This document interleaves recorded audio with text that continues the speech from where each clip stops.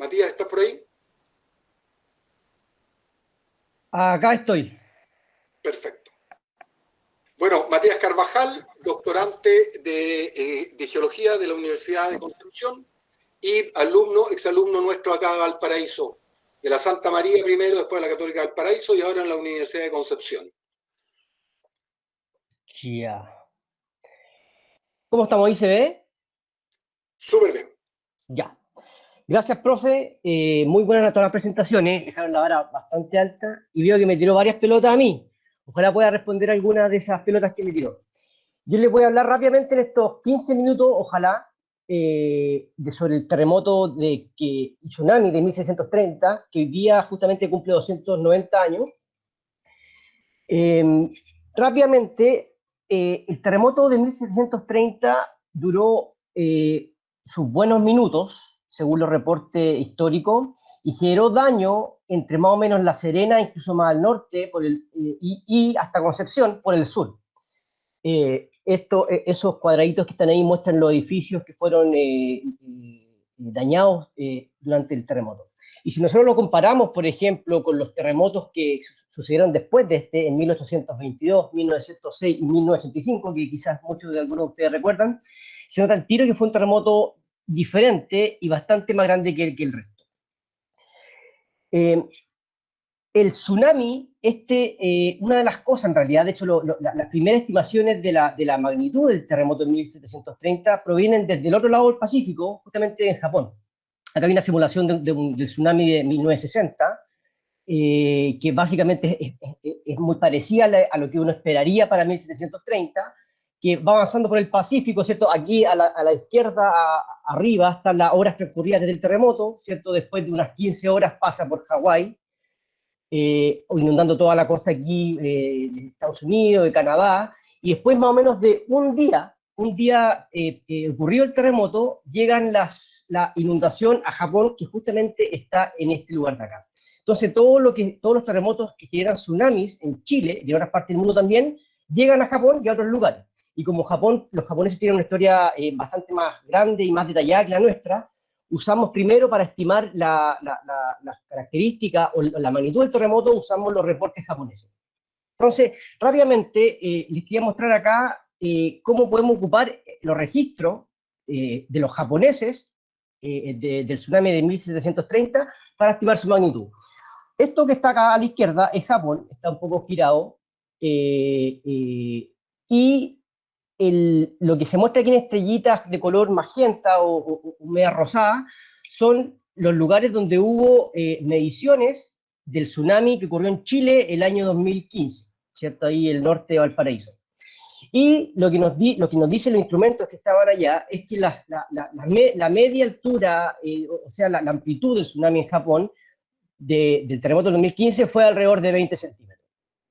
Después el terremoto del 2014, un año antes de ese, también se midieron en Japón y que tuvo una magnitud un poco menor a la del 2015, generó altura en Japón menores a la del 2015, de unos 10 centímetros en promedio.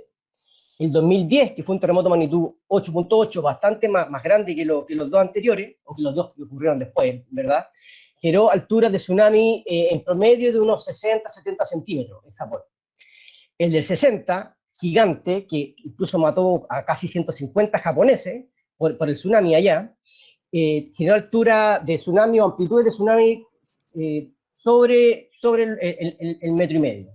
Y nosotros hemos encontrado en unos reportes allá históricos de Japón lo que pasó en 1730, justamente el 9 de julio, un día después de que ocurrió el terremoto acá, y los reportes dicen que el tsunami llegó a Japón, a la costa donde había más gente, a la costa norte, noreste de Japón, inundó distintos campos de arroz y generó distintos daños.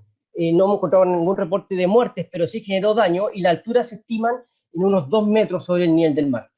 Y si nosotros eso lo llevamos si los comparamos con estos terremotos que ocurrieron recientes, instrumentalmente, de los cuales tenemos la magnitud, sabemos que en realidad los tsunamis, o el tamaño del tsunami en los mismos sitios que se reportaron el 2010, el 60 y lo otro, fue más o menos, fue mayor, las alturas fueron mayores a la del 2010 y menores a la de 1960. Para cuantificar y para estimar una magnitud, simplemente agarramos estos datos y, por ejemplo, acá graficamos en el eje vertical la magnitud del terremoto por la altura del tsunami, de distintos terremotos chilenos, por ejemplo, del 85, del 95 ahí en Antofagasta, del 2014 que les mostré, 2015, 2010 y del 60. Y nos damos cuenta que existe básicamente una relación bastante lineal entre la magnitud del terremoto en Chile y la altura de tsunami en Japón. Entonces, con la altura reportada en Japón para 1730, que fueron alrededor de 2 metros, nos damos cuenta que el terremoto fue bastante grande y haciendo esta estimación rápida, por supuesto, con mucha incertidumbre, nos da, usando los registros de Japón, nos da que la magnitud del terremoto en 1730 fue aproximadamente 9.3. Los pocos reportes que hay en Chile provienen en su gran mayoría de Penco, que es donde estaba Concepción antes de 1751, siglo XVIII, y que en realidad son reportes que aquí, bueno, aquí se muestra uno de los documentos más importantes que hemos encontrado, que justamente este se llama, escrito por un jesuita, que estaba ahí, fue testigo presencial del evento en 1730, y este documento se llama Relación del lastimoso y horrible estrago de la ciudad de la Concepción del Reino de Chile, causado del temblor e inundación del mar, que la negó el día 8 de julio de 1730, o sea, hace 290 años. Pero primero tenemos que ver, para entender ese documento, tenemos que entender cómo era, dónde se escribió ese documento y cómo era Concepción en ese momento. Entonces, esto es un plano de 1744, unos 15 años después del tsunami de 1730, y se nota aquí que la parte más poblada en realidad está justamente acá abajo a la derecha, que hoy día es la comuna de Penco. Luego del terremoto de 1751 ya estaban, aquí los penquistas estaban chatos en verdad de los tsunamis, porque se había inundado en 1730, se había inundado en 1751 y hicieron cambiarse en realidad a topografía más alta. Entonces, si nosotros miramos desde el mar, por ejemplo, a Penco, esto es un dibujito hecho también en el siglo XVIII, 1712 si no me equivoco, donde se ve, por ejemplo, que estaba aquí a la izquierda el convento de San Agustín, estaba el fuerte, que de hecho hoy día sigue estando ahí, aquí está el canal de Penco, aquí estaba el hospital de Penco, aquí estaban los jesuitas, el convento de los jesuitas, y la ermita. Y si haciendo un zoom justamente a Penco, nos encontramos con esto, que este es si no me equivoco, un mapa de 1712 también, que lo interesante que si bien esto es lo que es como lucía Antiguo Concepción o Penco en el siglo XVIII, las calles en realidad que hoy día que se ven acá, o las cuadras, las cuadras son las mismas que hay hoy en día. Entonces, si nosotros, por ejemplo, sabemos que el convento de San Francisco que está aquí se inundó, nosotros podemos ir a medir a ese punto hoy día y sabemos hasta dónde llegó el agua y la altura que tiene ese punto hoy día con respecto al nivel del mar. Básicamente en rojo lo que está acá es lo que se inundó, lo que se reportó como inundado en 1730, y lo que está aquí en celeste lo que no se inundó en 1730 de acuerdo a los registros.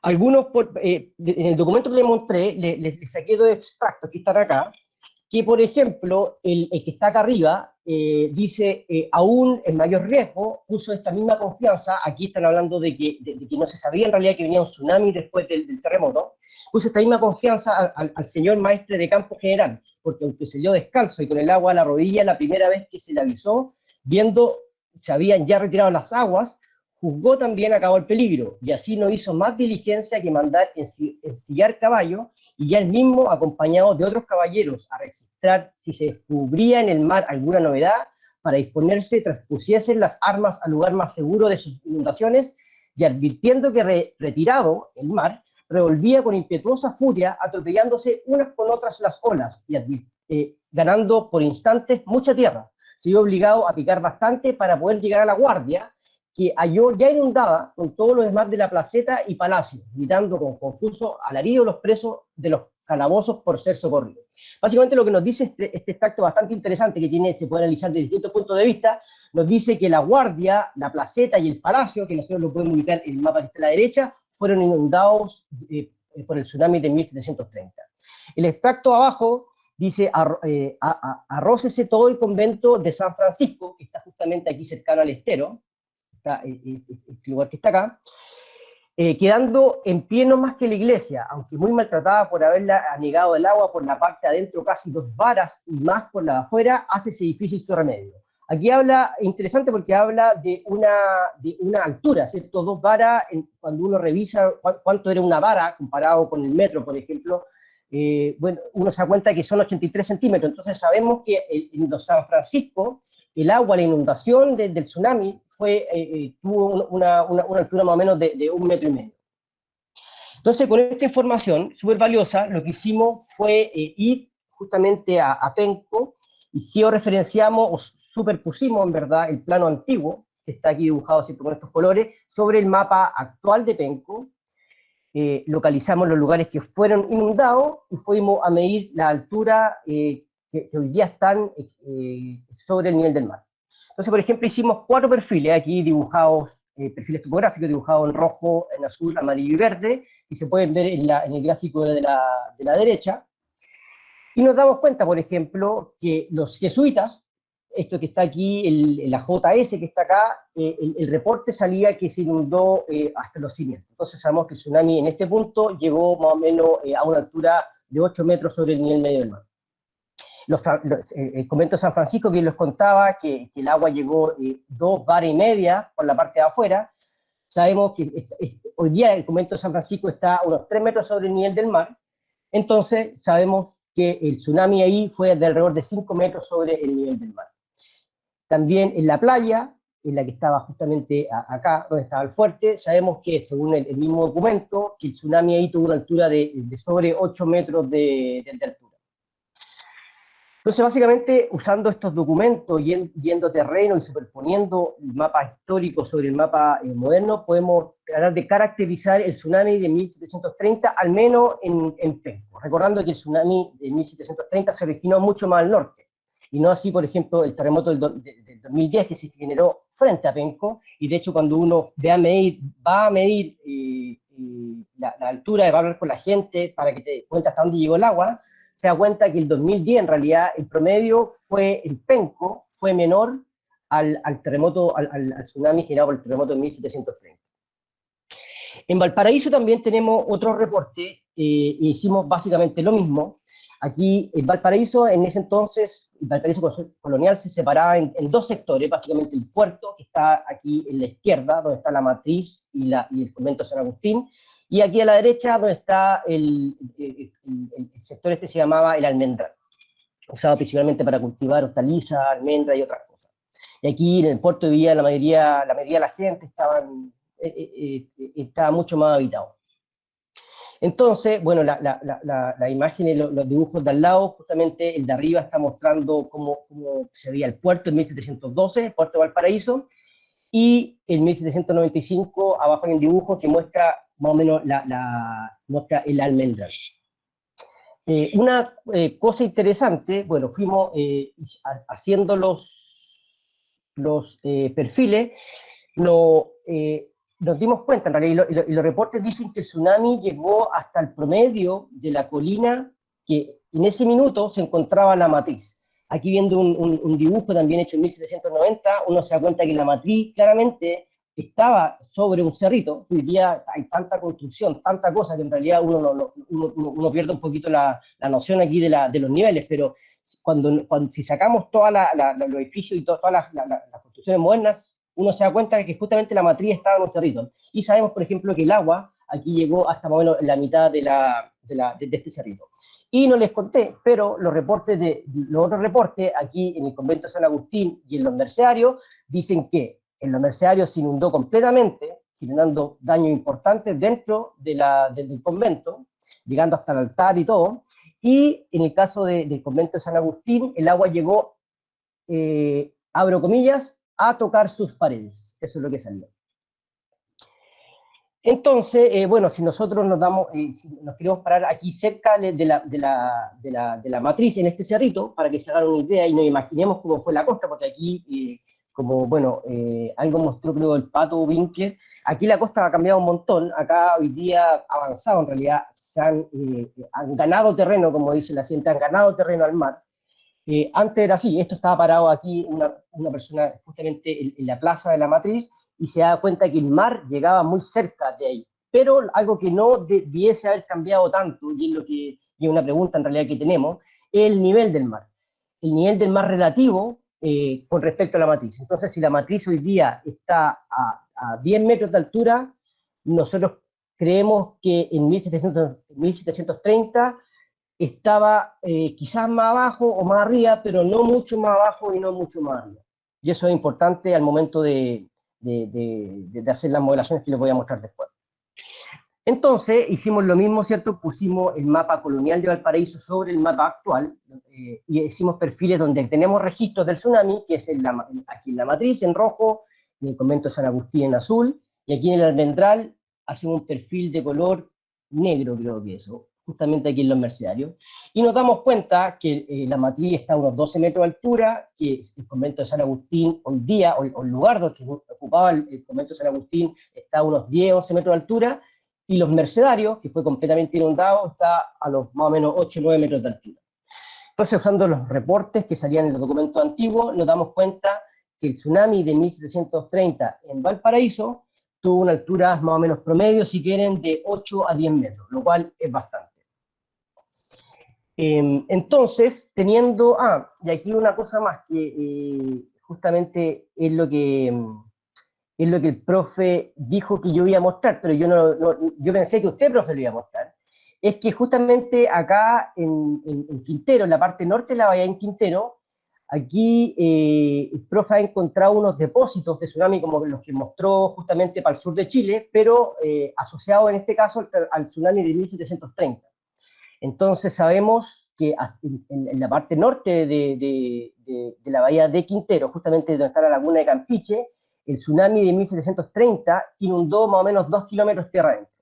Entonces, usando los registros, claro, los registros históricos que indican inundación en Penco, o en el antiguo Concepción, aquí indicado con estos puntitos rojos, usados los registros de Valparaíso, también que se inundaron en estos puntos rojos, y usando el depósito de la bahía de Quintero, del tsunami de 1730, y probamos distintos modelos de terremoto y para ver justamente cómo fue el terremoto o cuáles son las combinaciones de terremoto o magnitudes de terremotos que pueden explicar estos tsunamis.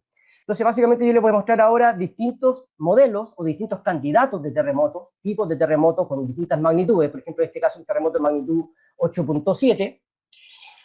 Y les voy a mostrar aquí, por ejemplo, en azul y en la línea punteada, segmentada, las inundaciones de tsunami que genera este terremoto. La diferencia aquí de la zona que está en celeste y con la línea punteada es que el slip acá, por ejemplo, la energía que se liberó, en este caso, la que muestra aquí, perdón, la inundación que muestra aquí en celeste, está asociada a la energía como que el terremoto rompió la parte intermedia de la ruptura, ¿ya? Del área en realidad de falla.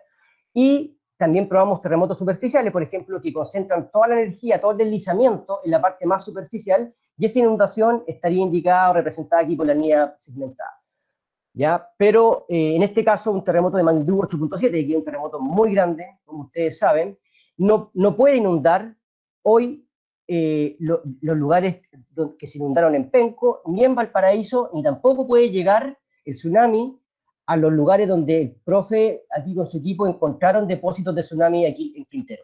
Si agrandamos el terremoto a 8.8, la inundación por supuesto crece. En general, como decía el profe, mientras más grande el terremoto, mayor el tsunami, crece, pero aún nos falta para poder llegar a estos puntitos rojos que sí sabemos que fueron inundados en Penco, a estos puntos que fueron inundados en Valparaíso y a este punto que fue inundado aquí en Quintero. Seguimos aumentando el terremoto, por supuesto la inundación crece y tampoco podemos explicar los puntos. Aumentamos el terremoto 9.1, 9.2, 9.3 y ya desde el 9 en adelante ya vemos que los puntos que fueron, o los sitios que fueron inundados en 1730, de acuerdo a los registros históricos, comienzan a ser inundados por estos modelos. Entonces, en este caso, yo les contaba que de Japón sacamos una magnitud más o menos de 9.3, usando de manera independiente los registros aquí locales, podemos saber, en realidad podemos estimar que el terremoto fue entre 9 y 9.3. Entonces, lo importante aquí para terminar es que, ¿qué sabemos en realidad, o qué aprendimos desde este terremoto? Acá tenemos el área, aquí marcado en rojo, ¿cierto? El área donde ocurrió el terremoto del 2010, y los puntitos estos en colores están mostrando las alturas de tsunami que fueron medidas luego del terremoto del 2010, mientras los colores más negros o más rojos son más grandes, y los colores más blanquitos son más chiquititos. Entonces, el terremoto del 2010, por supuesto, generó tsunamis muy grandes frente a su zona de ruptura. Después tuvimos el terremoto del 2015 en el norte, que fue un terremoto 8.3, más chico, pero igual importante, por supuesto, y también generó altura de tsunami bastante grande, incluso en algunos sobre los 10 metros de altura. Entonces, en este sentido, acá tenemos una especie de vacío, ¿cierto? Vacío de tsunami o un tsunami pendiente, si miramos justamente desde el 2010 hasta hoy en día.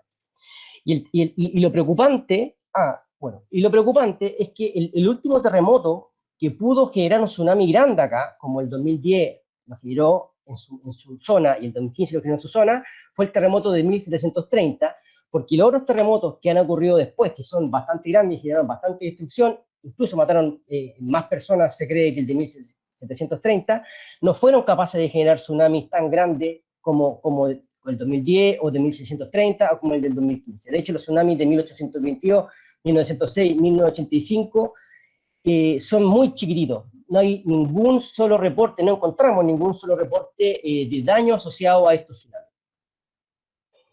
Entonces, para terminar las conclusiones y algunas reflexiones, los registros del tsunami en Japón que les mostré son consistentes con un terremoto de magnitud sobre 9.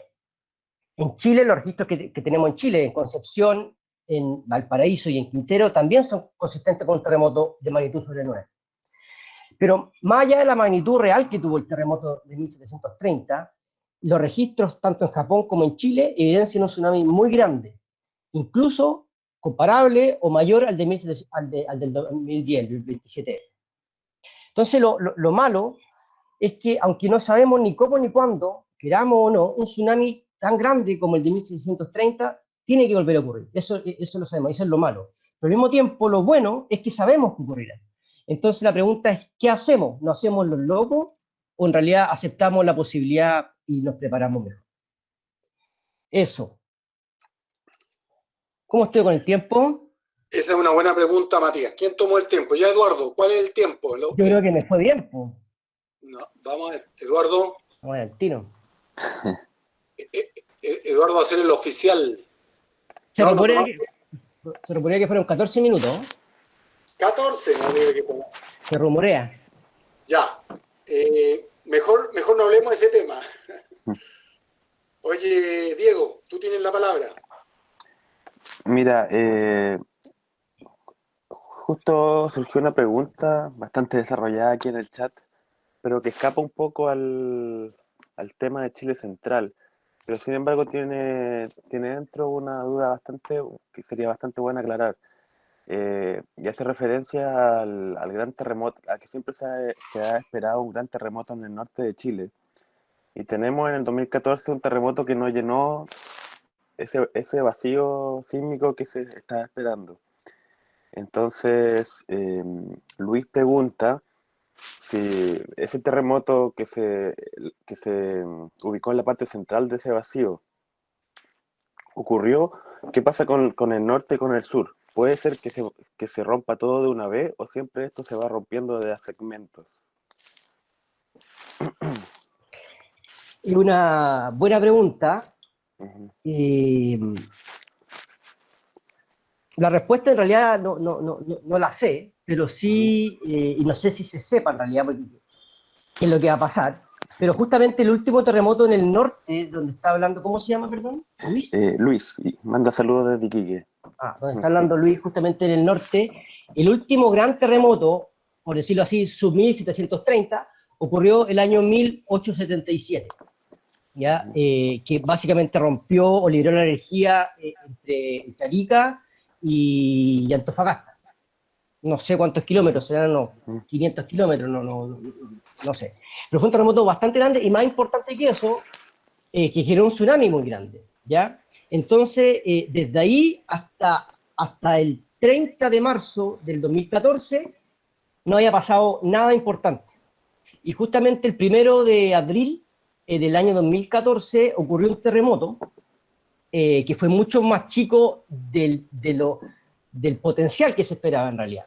Y fue un terremoto magnitud 8.1 y que ocurrió más o menos, que rompió la zona central de este gap sísmico o la laguna sísmica que no había roto desde 1877. Entonces eso, ahí justamente ocurrió algo más chico de lo que se esperaba, pero en ningún caso ese terremoto fue el que se esperaba. En otras palabras, lo que puede ocurrir en el futuro es que infinitos escenarios, por ejemplo, que rompa la zona norte, entre el terremoto de Iquique que habla Luis, y Arica, o puede romper en la parte sur, entre el terremoto de Arica y Antofagasta, o puede romper todo completo. Porque un terremoto magnitud 8.2, si bien es grande y puede causar daño y generar un tsunami, no libera mucha energía comparada con la que se ha acumulado desde hace 200 años. Entonces, de que hay energía acumulada, tiene que haber energía acumulada. Si la pregunta es, ¿cuándo va a romper? Y más importante, ¿cómo va a romper? Si por terremotos chicos, o como el 2014, o con un terremoto grande, o con una mezcla de terremotos chicos y terremotos grandes. Básicamente eso. No sé si alguien quiere agregar algo más, ¿no? Mejor otra pregunta, para que después, en la discusión, ahí después de escuchar a Pato, entonces una pregunta más para que Diego, si es que hay. Viviana Rojas pregunta si la magnitud estimada esa de 9.3 se hace considerando una profundidad baja, pero no comprendo bien a qué profundidad se refiere, probablemente a la que ocurrió la ruptura. Sí, si es que Viviana se refiere a qué parte de la falla rompió. Claro, de hecho, nosotros probamos, como les mostré rápidamente, probamos distintos casos. Entonces probamos cómo vimos qué tan grande pudo ser el terremoto de 1730 si hubiese roto la parte superficial, o qué tan grande pudo haber sido si hubiese roto la parte profunda. Y finalmente, si es que el terremoto fue muy profundo, por ejemplo, la magnitud del terremoto debería haber sido mucho más grande que 9.3, porque para generar un tsunami tan grande como el que se reportó, se necesita un terremoto enorme. Entonces, en realidad, es poco probable que el terremoto de 1730 haya roto la parte profunda. Entonces, el 9.3, bueno, en realidad el 9.3 salió de Japón, pero el 9.1, 9.2 de Chile, asumimos en realidad que lo más conservador, entre comillas, fue que el terremoto justamente rompió la parte más superficial. Y eso nos da más o menos 9.1, 9.2, y si fue más profundo, la magnitud debería haber sido mayor, pero cosa que nosotros creemos que es menos probable. No sé si a eso se refería Viviana, pero... Perfecto, gracias Matías. Gracias Matías. Ahí responde que sí, justamente a eso se refería.